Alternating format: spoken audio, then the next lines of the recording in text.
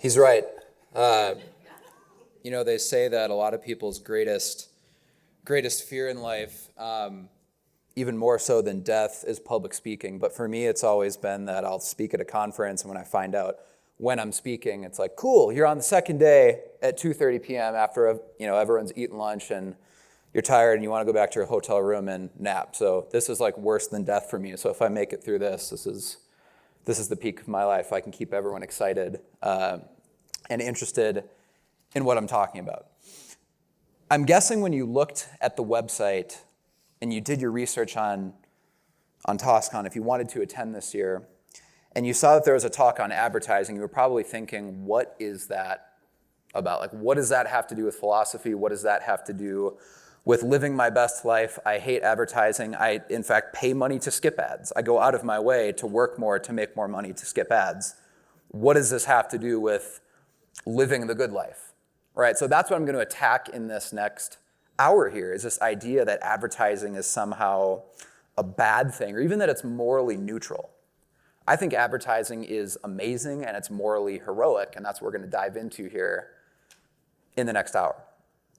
So I want to start with two quick questions. By a show of hands, who would prefer that we adopt a system of arranged marriages where dating is illegal? Who would trust your parents to marry you off without your opinion mattering? Is that a good idea? No? Okay, well, we'll move on. We'll come back to that. My second question is, what was missing from the Soviet Union? Why didn't it work? Or as the speaker shared yesterday, it worked exactly the way it was supposed to. What did we have that they didn't? What was missing? That is a very valid answer. I'll also come back to that. For now, though, I want to discuss one of my favorite ads of all time. It's not as famous as some ads are, at least according to people who work in the ad industry. When you think of great ads, you typically think of like the Cadillac ad from 1915, the standard of the world and the penalty of leadership. Has anyone heard of that ad, the penalty of leadership? Okay, got one nerd in here. It ran one time in the Saturday Evening Post in 1915. What happened was, back then most cars cost about $500. Ford had rolled out a vehicle that cost $500. Cadillac still sold for over $2,000. So they have a reputation today as being a premium vehicle, more expensive than a Chevy or a Ford or a Toyota. They did back then too. And most vehicles at that time were 4-cylinder vehicles. Then Packard came out with a 6-cylinder vehicle, and everyone was like, that's, 5 horses, whatever it was.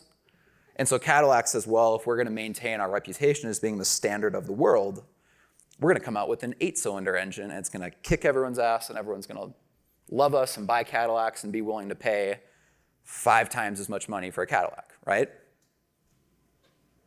That didn't happen. It had tons of mechanical problems. Things were breaking down. Customers were complaining about, the engineering reputation of Cadillac had been damaged, and people just didn't really trust the brand anymore. So they hired a consultant, Theodore McManus, who's probably one of the greatest advertising geniuses most people have never heard of. And this is in a time where advertising was starting to shift towards full-page color ads. Advertising was becoming a thing in the first couple decades of the 20th century. And he did something very contrarian. He wrote an essay about the penalty of leadership. So you can go on Google. If you just Google penalty of leadership, you can read this essay.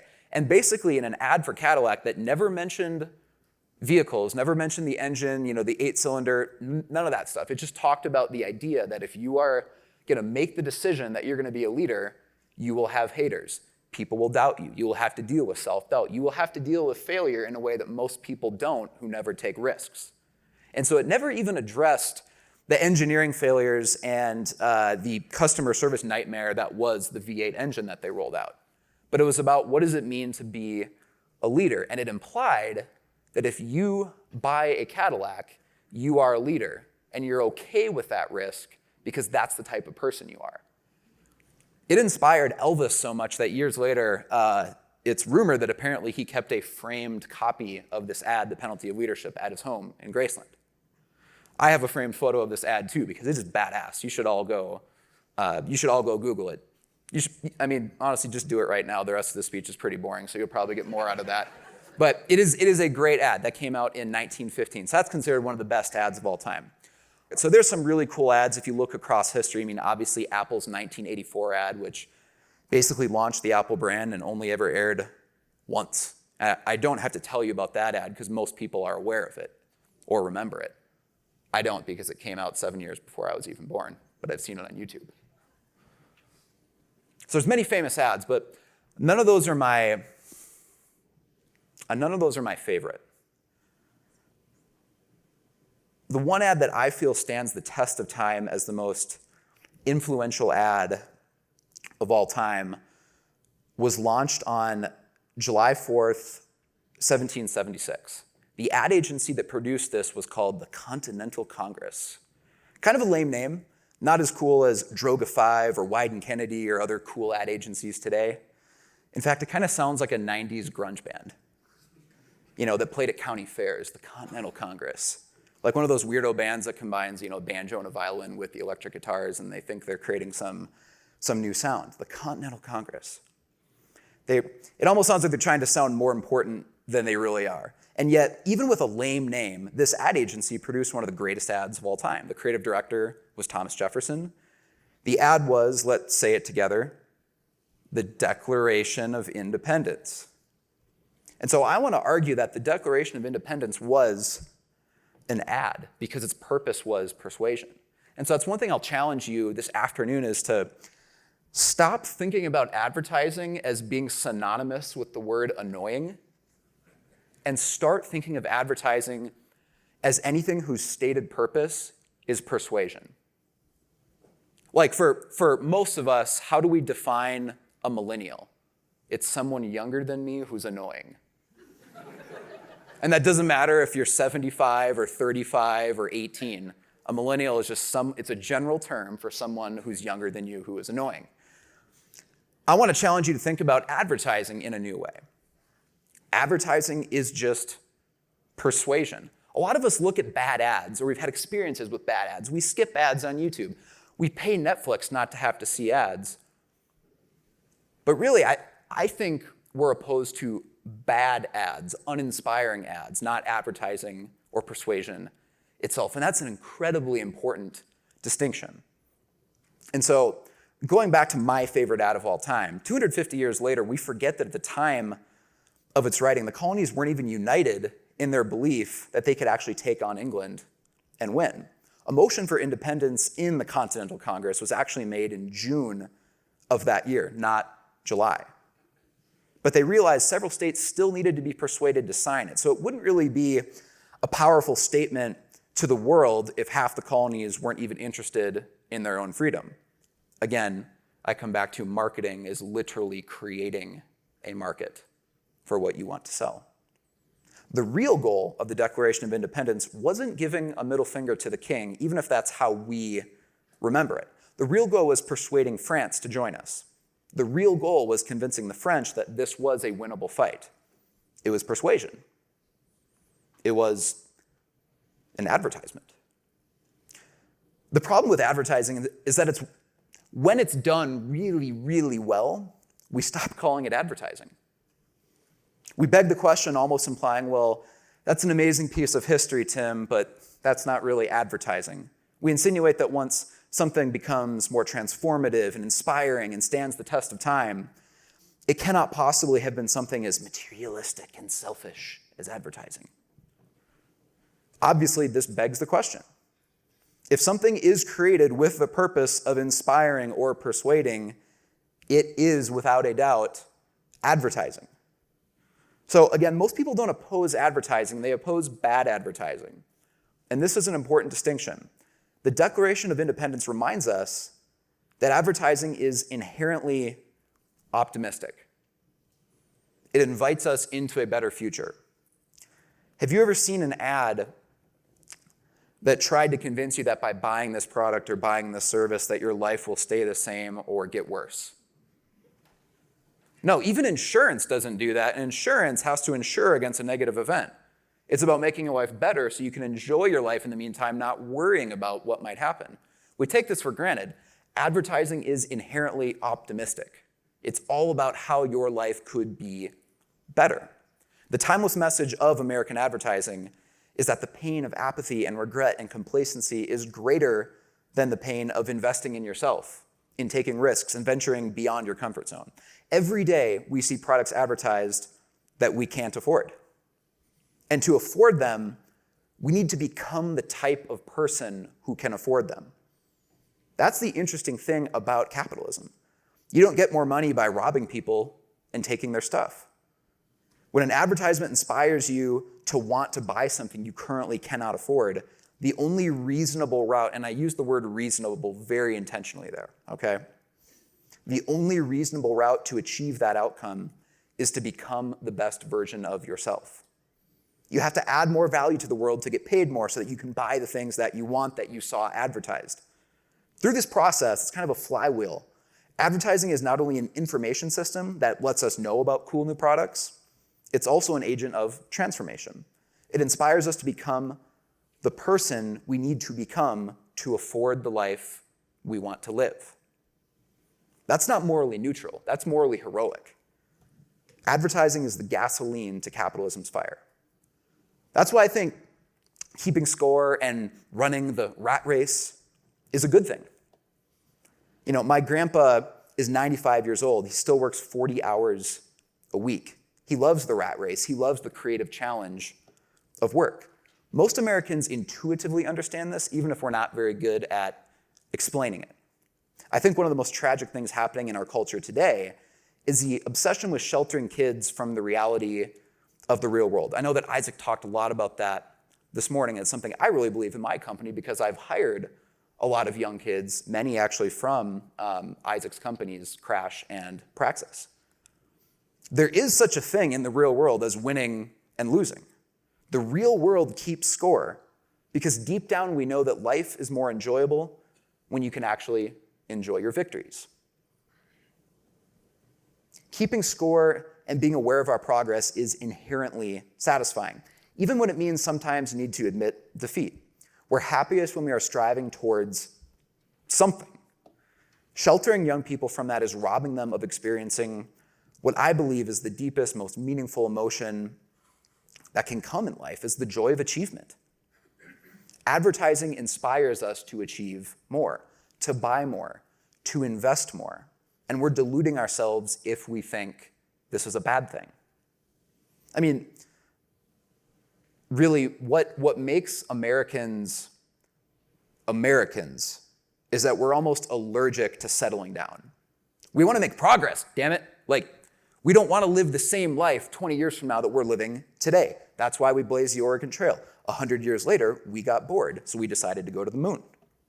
Now Elon Musk and other entrepreneurs are planning to take us to Mars. My friend Joe Quirk is launching companies that'll build floating cities on the ocean, even though land still seems to work pretty well today. We are relentless as Americans in our pursuit for more. We are eternally discontent, and this discontent is largely fueled by the American culture of advertising. It's both an effect and a cause. Advertising can even be profitable. Sometimes we just assume that advertising is an expense on the income statement, where a company pays money to place an ad, and cash is flowing out of the business, not into the business. But sometimes great ads are profitable in and of themselves, regardless of how much it boosts the sales of the products they're promoting. Consider the Lego movie. Most of us think the reason we signed up for Netflix or Hulu or Amazon Prime is because we want to skip the ads. I hate commercials. That's why I love Netflix. Right? But how would you explain then people paying $20 to see a 2-hour infomercial?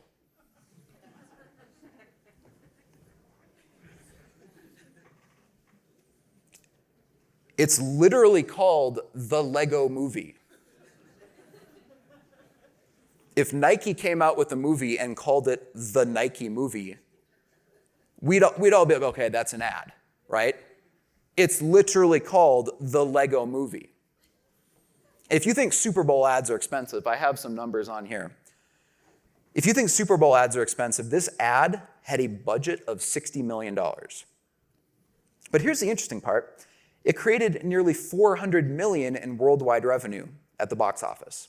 So Lego, which is a company in Denmark, I believe, created a net profit on this of $250 million with an ad. $250 million of profit before they sold a single Lego from the movie. Just the success of the ad itself created $250 million, which is more money than most of us will make in our lifetime on an ad. In other words, people don't just dislike advertising, they actually enjoy it. There's no better proof than the willingness to pay to consume great advertising. I saw it in theaters twice. That'd be like using your TiVo or whatever it's called now to go rewind and watch commercials again voluntarily and paying money to do that. So again, there's no better proof than the willingness to pay to consume an ad. And the ad worked too to generate more sales. You know, I have here on the screen 15%. That's how much their sales went up in the year that this movie came out. They became the world's best-selling toy company, and they're still privately owned. What makes this even more interesting is that last number, 30%. That's their profit margin. And they're the best-selling toy company in the world. They literally make plastic-colored bricks. There is nothing proprietary or super scientific about that, and yet they have 30% profit margins as a private company. When you're good at telling stories, people will buy your stuff and they'll pay you just to hear the story. You know, when I was a kid growing up, some of my greatest memories are actually building Lego cities with my brother. It was one of the few times you could be as creative as you wanted to be with no constraints on your imagination. We almost never followed the rules and actually built the set that we bought. Each set came with instructions, but we ignored them. We built our own creations. This is because I think my childhood was before the age of the internet. And growing up before the internet, I think you have a different perspective on life. I'm one of the last years of youth who remember growing up before the internet. Even my younger sister, who's only, 6 years younger than me, she doesn't really have any meaningful memories of what life was like before the internet. Because by the time she grew up and she was reading and everything, we had a computer, we had internet in the house. She doesn't really remember what it was like growing up and not being able to just pull out a tablet computer or go on the internet and watch whatever, play whatever games. I do. If you were born before the year 1995, I was, you still have memories of what life was like before the internet, before everyone was online all the time. Most of the people in this room, I'm guessing most were born before the year 1995. Caitlin, wherever you are, I know that you weren't. You were born in like 2014 or something like that. If you were born before the year 1965, you may still have memories of what life was like before color television, or even television itself. But if you were born before the year 1925, that's when things get interesting. If you were born before the year 1925, you have access to almost 200 years of life experience. Because life didn't really change all that much between 1800 and 1925 to now. You have access to almost 200 years of life experience. If you were born before the year 1925, you still remember what it was like before electricity, before indoor plumbing, on a cold, winter night, going outside and using an outhouse because there wasn't running water with toilets, especially if you grew up in rural America. If you were born before the year 1925, you still remember riding around on horseback. You may have known someone who died from polio. Growing up before 1925 gives you a really, really unique perspective on human history, maybe more so than any other generation in all of human history. Because you have access to almost 200 years of life experience because of the rate of technological change that happened or didn't happen prior to that. Have you ever thought about it like that? It's very interesting. This is a photo of my grandpa Ted and my grandma Audrey. He was born before the year 1925. He's still alive today. And the scope of progress that he's experienced in his lifetime blows my mind. He grew up in rural Minnesota, riding around on horseback, did not experience electricity until he went to the army during World War II, because at home, they didn't have it until he came back from Japan. And now, someone who works for him at his company has a Tesla, which is a self-driving car. He was middle-aged when we went to the moon. His grandfather would have been of the age when we blazed the Oregon Trail, and in his lifetime, we went to the moon. There was not that rate of progress from the year 1200 to 1400 or the year 400 to 700. In fact, during much of the Dark Ages, there was negative progress. And yet he's experienced all that in his lifetime. Let me see, 2 summers ago, I went on a vacation with him to a lake cabin in a northern Minnesota. And one day for lunch, we were going to grill some steaks. And one thing when you're born before the year 1925 is that you always control the grill. The steak is your domain, and I am not allowed to touch it. And so he's grilling the steaks, and I'm just standing, watching, there for emotional support more than anything. And he gets up and walks away. And I said, "Grandpa, where are you going? I'm thinking, maybe he's at that age where I need to remind him there's steaks on the grill and there's a live fire there and someone should monitor it, ideally not me." And he's like, "Oh, no, it's fine." And as he turns around, he pulls his iPhone out of his shirt pocket. Also, when you're born before the year 1925, you carry your smartphone in your shirt pocket right here.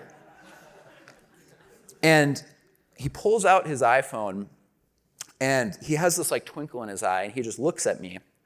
And he tells me that, "Oh no, it'll tell me when it's ready."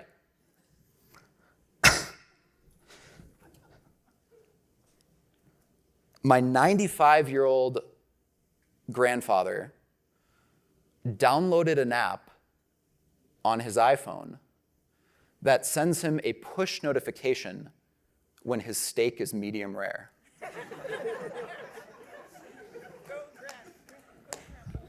Let me repeat that. My 95-year-old grandfather downloaded an app on his iPhone that sends him a push notification when his steak is medium rare.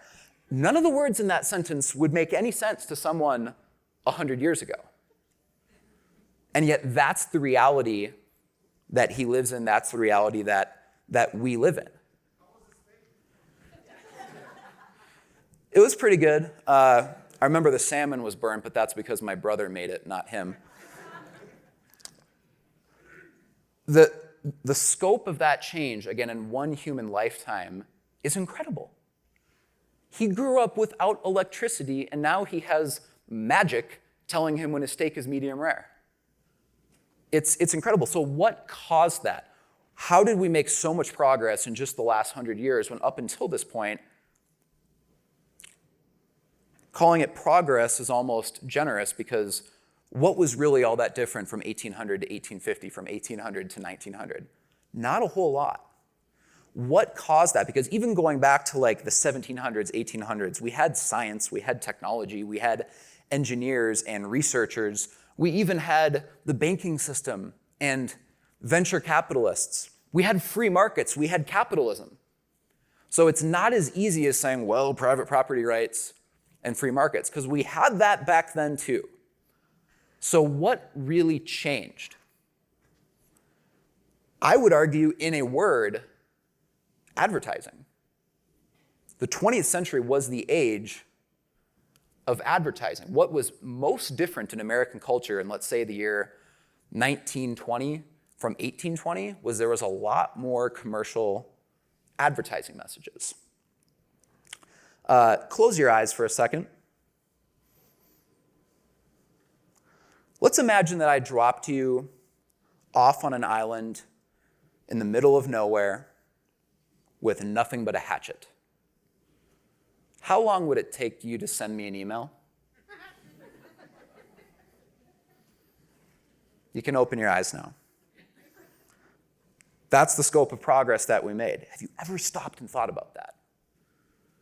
We went from hatchets to sending emails to push notifications telling us when our steak is medium rare in one human lifetime. I think advertising has a lot to do with it. It's not the entire explanation, of course, but what's interesting is that when we discuss the impact of free markets and free societies and the capitalist system and philosophy, almost no one mentions advertising. It's not even in the discussion. So I'm not going to make the claim that the only reason we have our modern standard of living is advertising, but it should certainly be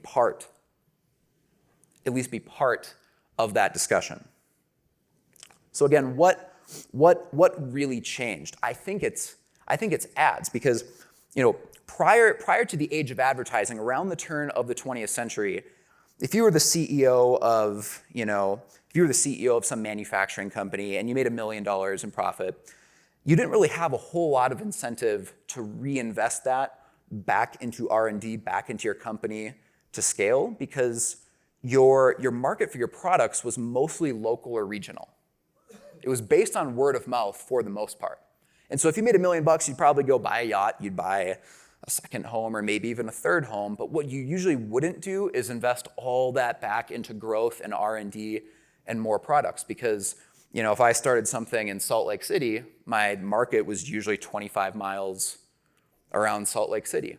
What advertising did is it completely transformed the incentive structure for companies, specifically as it related to R&D. If you reinvested profits back into your company, back into R&D to create better innovations and more products, advertising meant that thanks to communications technology, your market wasn't 25 miles around Salt Lake City. Your market was the world. And so it made a much greater return and incentivized entrepreneurs and CEOs to invest back into their company rather than removing all the profits and just enjoying it. We have advertising largely to thank for that, and it's usually never even mentioned in discussions about our modern standard of living. And yet, that completely changed the incentive structure. I know this because if I asked you off the top of your head to name a company that was founded in the 1700s, most of us can't. If I ask you to name a company that was started in the 1800s, still most of us can't off the top of your head. But if I ask you to name a company that was founded in the last 100 years, that's pretty easy. Apple, Amazon, Disney, Nike, Ford, the list goes on and on and on. It's because these companies advertised. And they grew faster than ever before. And the faster the economic growth, the faster they can reinvest back into R&D and increase our standard of living. Hatchet, email. But we never really even mention advertising in this discussion of our economic growth and our standard of living. But advertising is the reason that companies are no longer primarily local and a sole proprietorship. They're national and even international. And so the list of countries I have on here is the top 10 list of nations around the world that spend the most money on advertising. There's some names that you've probably heard of: the United States, Canada, France, Norway, Sweden. Is that per capita? Is that per capita? It's the total. Oh, the total. Yep. And so if I hadn't told you, though, that it was a list of the top 10 countries who spend the most on advertising, you might just think it's a list of the top 10 countries with the highest standard of living. But it is a list of the top 10 countries who spend the most on advertising. And so clearly, there's a link between advertising, research and development, and in the long run, our standard of living. I'm not quite going to make the case that it's pure causation, but certainly it's correlated. Certainly it's correlated. So as Craig mentioned, I'm a marketer. I own a marketing agency and a marketing software company. And so I love a good old-fashioned split test. Has anyone seen this photo before? This was a photo that NASA took a couple years ago. It's of North Korea and South Korea. Taken at night, look at the difference between North Korea and South Korea. I mean, maybe you could argue North Korea is just really green and they care about the environment and they're trying to keep their carbon footprint down. But I would argue there's something deeper going on there. What could possibly have caused that? What is the real difference between North Korea and South Korea? And let's go beyond politics, because obviously we can answer the question with a political answer. What is the difference between North Korea and South Korea? What is one thing that's really, really present in South Korea? Because keep in mind, South Korea was on that last list I showed you that's not present in North Korea. One of these societies has more ads. I mean, keep in mind, the Korean people have the same bloodlines. The only real distinction, these are the same families, is in their politics on this imaginary line that's right down the middle. You know, people in North Korea are on average 3 inches shorter than people in South Korea. If I told you that people in Salt Lake were 3 inches shorter than people in Boise, you would demand an explanation. What is going on? What is causing that? And yet, no one ever explores the specifics of the commercial system as it relates to advertising. Which society has more ads? That's not a question you ever hear asked. Which society has more ads? Which society would you rather live in? Which one sounds more fun? You know, in North Korea, there's not vibrant nightlife. People probably aren't having fun during the daytime either. But in South Korea, it looks like a party. Who's seen that music video, by the way, Gangnam Style? Yeah, so that's however 5 years old, whatever it is now, and yet we've heard about it all the way over here in the United States because of advertising, because they have a free society, we have a free society. So of course, there's always a political answer, there's always an economic answer, but if you ever just looked at different countries and different societies and been like, which one has more ads? Which society would I rather live in? One with ads or one with guns? Because that really is the choice that we have. Persuasion or force. Advertising or violence. Advertising is just voluntary persuasion. It's me respecting you so much that if I want to get you to do something or to buy something, I have to appeal to your rationality and your best sense of what you think is best for you. I can't force you to do it. The more advertising there is in a society, the more that society respects free will. I went to Calvin College in Grand Rapids, Michigan, and I only lasted a year there because it was really expensive, and you could imagine at a college named after Calvin, it was not a bastion of free will philosophy. And yet, at a philosophical level,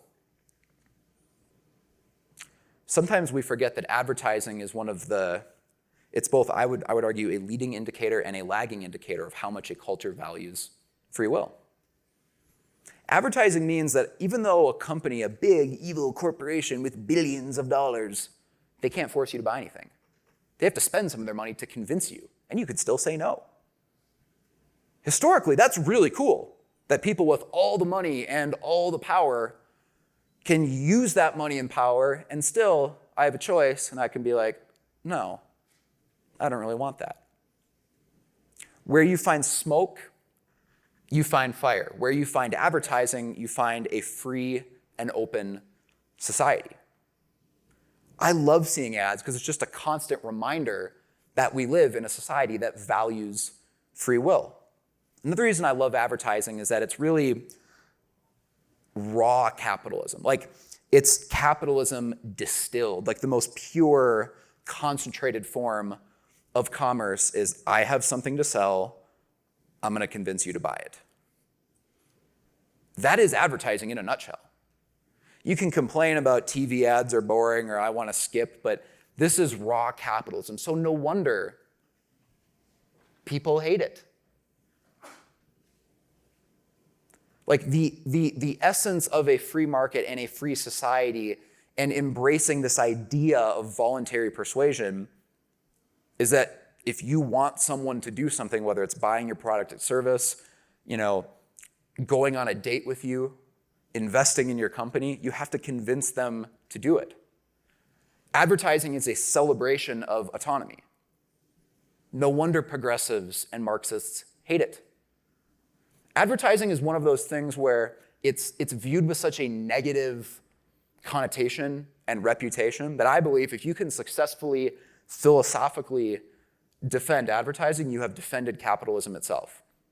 It's the hardest thing to defend in all of the various elements of capitalism and the things that people can attack, whether it's the price system or income inequality, or that some people are born with wealthy parents and some aren't, or that some countries have natural resources and some do not. Advertising is the hardest to defend because it's hard to say, why is advertising good for the economy? Couldn't companies just lower their prices and spend less money on ads? Most people have never really thought out a philosophical defense of advertising, and I can make a practical defense of all the reasons that it expands the markets for products and gives you more money for R&D and generally does make the world a better place as a utilitarian argument. But what's far more interesting to me is the philosophical argument of choice. Being free, having free will. Advertising assumes that there's some sort of inherent value in being free and being able to make decisions for yourself. So I asked before who would be for arranged marriage if we got rid of all that, because it is pretty damn efficient, right? I mean, the whole dating thing, all the money we spend on dinners and perfumes and dressing up and dating websites, the whole love industry is pretty inefficient if the goal is just getting married. So if there's an argument from efficiency, arranged marriage is a pretty cool setup if you think about it. Unless you actually inherently value the game and the dance of persuasion, of advertising. Have you ever thought about dating like advertising? That's the magic and the whimsy of living in a free society, or I would argue of capitalism itself, is the information gathering process of trying to learn who do I like, who am I attracted to, who will I say yes on a date, who gets a second date. You enjoy the process itself, right? No one with a straight face would say dating it's just a necessary evil to get married. It's just a means to an end. Almost all rock and roll songs are really love songs talking about how fun it is dating and the whole pursuit, life, liberty, and the pursuit of happiness. There's some sort of joy in the discovery process, and that's what advertising is. It's just that in our personal lives, we don't call it that, right? So if you're not for arranged marriage because that's just somehow evil or wrong or people should be given more choice, you have no moral or philosophical foundation to attack advertising or, as a result, capitalism. It's just honoring that same premise that if I think fundamentally that being free to make my own decisions and persuading other people while I'm being persuaded is an inherent good, that's the reason we don't have arranged marriage. It's the same reason I embrace advertising and capitalism itself. Again, if you can philosophically, successfully defend advertising in a moral framework, not just on how it benefits GDP or how it increases product sales and boosts quarterly earnings reports. If you can successfully morally defend advertising, you've defended capitalism itself on probably the hardest argument or the most difficult argument there is, because most people inherently hate advertising. Even far left liberal economists and professors and thinkers at salon.com, they have to be like, okay, yeah, fine, capitalism has helped our standard of living. They all admit that, okay, yes, all things being equal, people are better off in 2019 than they were in 1819. So they accept the economic argument. What they don't accept is the moral argument. It's the same thing with capitalism. It's the same thing with advertising. We all know we've won the economic argument. We've won it for over 100 years. And that's the ironic thing, is that the reason that most countries and our society, to the extent that we don't embrace capitalism, it's because we're advertising it really poorly. Because from a product perspective, we have a superior product. I mean, we won the economic and the mathematical arguments and the historical arguments years ago. We have an advertising problem with capitalism. And if you defend advertising morally, you've defended capitalism itself. You know, I also think advertising is interesting because it inspires us to achieve more, to become the type of person that we need to become to afford the life we want to live. And so if you want, let's say you see an ad on TV for a cool pair of sneakers. In a capitalist society, you can't just go steal them, or at least you can't do so sustainably over time, because eventually you'll get caught. What really has to happen is you see it, you want it, and you have to become the type of person who can provide enough value to the world at your job or as an entrepreneur, coming up with a more valuable company that serves the world so that you can make more money, so that you can afford the lifestyle you see being advertised. That's aspirational. And usually when we use the word aspirational, it has a positive connotation, does it not? So why do we think advertising is icky and gross and for lesser humans that haven't evolved? Advertising is amazing. It's naturally optimistic. It's naturally aspirational. Every ad is a message telling you that your life could be better. Just because you have to pay a price to achieve it doesn't mean that that's wrong or immoral. I want to show you quick one of my favorite ads that I think just proves this point so effectively. And I mentioned the ad from Cadillac from 1915, the penalty of leadership. It was, an essay about being a leader and how the view never changes unless you're the top dog. This is a new ad from Cadillac. Well, it's new. I think it came out in 2014 or 2015. And notice that nowhere in this ad does it really mention the car, any of the features or anything.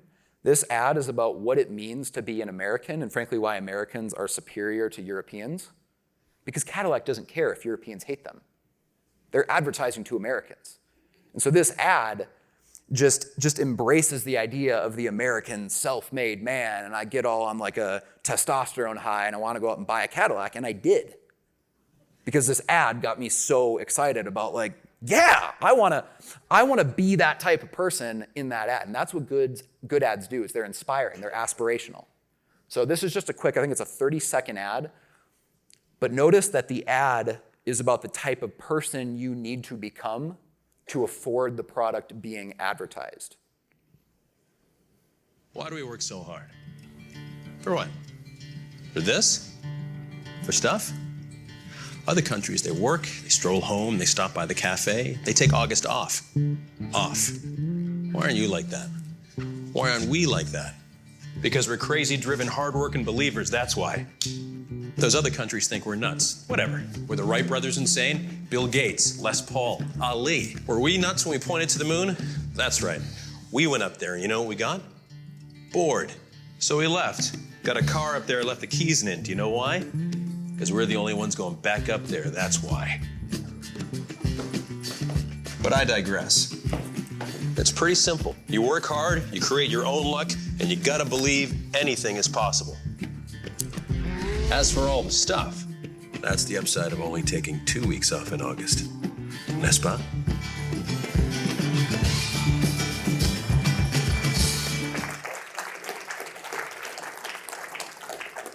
And so again, I love that ad because it's aspirational. It's not about the product. It's about deeper values and the philosophy of the type of man who buys a Cadillac. And to the extent that we can recapture that sense of awe and aspiration, that is probably the reason most of us got so attracted to the Fountainhead or to Atlas Shrugged or to the ideas of Ayn Rand is because it appeals to our highest sense of self, not our lowest. Advertising is pretty cool when it does that. That's what these guys did with the Declaration of Independence. It was an ad to convince a skeptical country that a better life is possible. And really, technically, fun fact, it was a print ad. We've often seen the handwritten version of the Declaration of Independence, but what most people never thought of is like the printing press was invented, hundreds of years before that, right? So why wasn't it just printed on a press and distributed? It was. But remember, I said the purpose of this document was not just, hey, we want to be free, we're making an official announcement, I guess. They handwrote it because it was an act of persuasion. By handwriting it, it persuaded France that these guys have skin in the game. They just signed their names to something that could cost them their lives and all their property. It was an act of persuasion to not only convince the remaining colonies that were still kind of skeptical, but to convince France that this was a winnable fight, that these guys have skin in the game. So even though the printing press was invented hundreds of years before that, they chose to handwrite it because they thought it would be more persuasive because it was an ad. Thank you.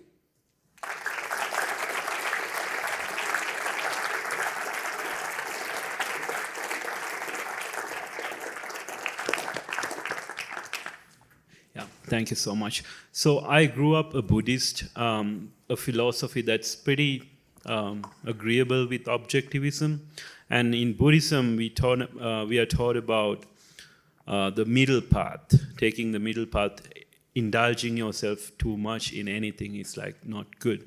So I think even in when you talk about morality of more, is there a point of diminishing returns? How do you define that point? Yeah, so of course, if you see an ad and it's for Applebee's eating good in the neighborhood and there's half-off appetizers after 9, and you're eating a low-carb diet and you're trying to get in shape for a bodybuilding competition, it's probably not a good idea to go eat unlimited boneless wings at Applebee's. So saying that I value advertising or that I think advertising is a profoundly moral institution and it's a feature, not a bug of capitalism. Okay. When I say that, I'm not saying that all advertisements means we should always listen to them. In the same way that if you're arguing or debating something, you don't always just listen to what the other person says. You don't allow yourself to be persuaded. That's not what I'm getting at. You have to have your own code of values, and as Craig talked about in his opening talk here at TOS-Con, being an independent thinker is incredibly important. But the institution of advertising itself trying to persuade us is a constant reminder that we do have free will and we're capable of making those decisions. Does that answer your question? Cool. Yeah, thank you. All right, so as a sales and marketing guy, I definitely appreciated your talk. So one of the cars I've always wanted is like a Lamborghini, not sure what kind, but I never see ads for Lamborghini, and I don't even think they do advertise. Why do you think that is? They don't need to. Right. Yeah, because everyone knows that a Lamborghini is what, $200,000, $300,000, is that right? Oh, he said that they advertise in movies. Yeah, that's true. That's true. But they're not doing traditional advertising. Right, So again, right. that actually goes back to my point of start thinking of advertising as persuasion. Right. I wasn't aware of that. Yeah. They did that, right. That is a really good point. Advertising is not the act of buying a 30-second TV spot. Right. Or buying a print ad or putting ads on Facebook or Instagram or whatever. Advertising is just having a strategic system of persuasion. And so obviously Lamborghini, by definition that they're in high demand, has done a really good job of that. Right. All right. Well, Thank you for the talk. It was great. I realized that this talk was in itself a great ad for the T-shirt you're wearing. Yeah. Is it available anywhere? I think my co-founder has some in his basement. We ordered a bunch of shirts for our company platform, and a lot of our clients we work with are by no means objectivists or libertarians or philosophically inclined. at all. We work with a lot of real estate brokerages and real estate offices. That's kind of our niche that Platform has built our ad business and marketing business in. And we made this shirt because I want to constantly proclaim our philosophy even to people that wouldn't normally be reading Atlas Shrugged. In the last week, I've had about half dozen of our clients, because I constantly post about it and I wear this shirt, ask like, what does it mean? And I explain, well, it's obviously based on the, make love, not war, make ads, not bombs, but it's deeper than just a catchy tagline. It means that in general, a society that has more advertising is a more free and open society and less likely to resort to violence to solve problems. Either way, society is going to be regulated, either with violence or persuasion. I think advertising is probably a better way to convince people to do things than machine guns. So I've had, like I said, half dozen of our clients just in the last week post pictures on social media that they bought Atlas Shrugged because they saw me post about it, or they bought the Fountainhead because they saw me post about it, which I think is pretty cool. So I have no idea the impact that wearing this is going to make, but I can tell you that I've had people message me and tag me in posts saying that, oh, this is a huge book, but I'm going to try reading it, and it's good so far. They just bought Atlas Shrugged. So Nice, awesome. Yeah. Thank you.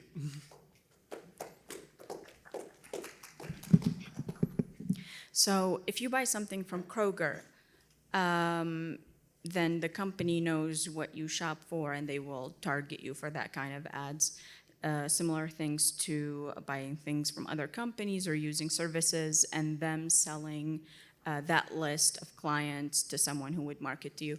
But what about when your phone screen is black, the phone is off, you're not using it, and you're having a private conversation, and all of a sudden you start seeing ads based on the conversation you had. Like for example, try saying Korean skincare products, something maybe you've never talked about.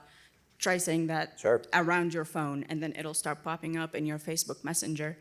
How do you reconcile advertising being a benefit to us and enriching to us, and possibly violating our privacy? Yeah, I think I'd answer the question by saying I'd rather live in a society where the biggest issue of privacy is someone showing me too many ads versus government thugs breaking into my house and invading my privacy that way.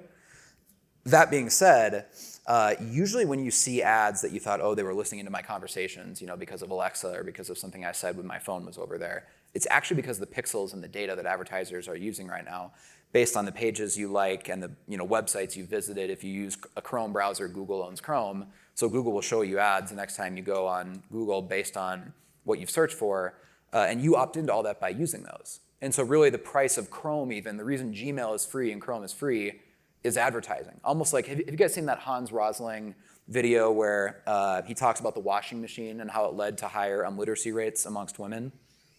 Yeah? So he opens up a washing machine on stage and it's this big reveal, it's all dramatic, and he pulls books out of it because the invention of the washing machine, almost more than any other product or technological innovation, is what led women and girls to start reading more, because now they didn't have to spend 20 hours a week doing the laundry. And so he pulls books out of a washing machine to show that this innovation, thanks to technology and capitalism, leads to this positive social outcome. I kind of view advertising the same way. Advertising is the reason Facebook exists, and it's the reason I'm speaking at this conference. It's how I met Craig. It's how I built this company. It's how I met my wife.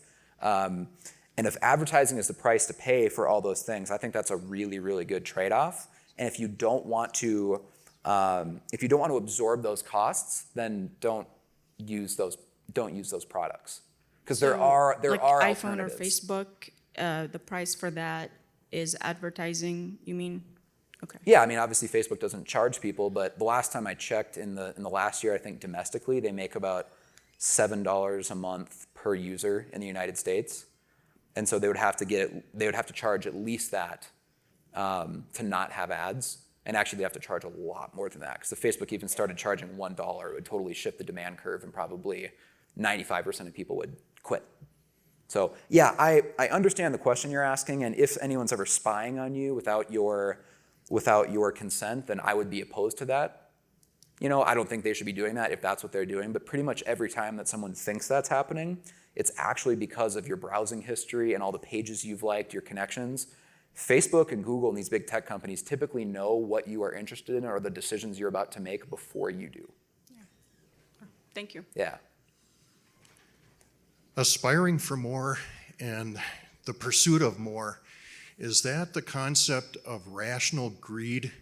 And do we have to use that term like we use rational selfishness and get it out there and get people used to the idea?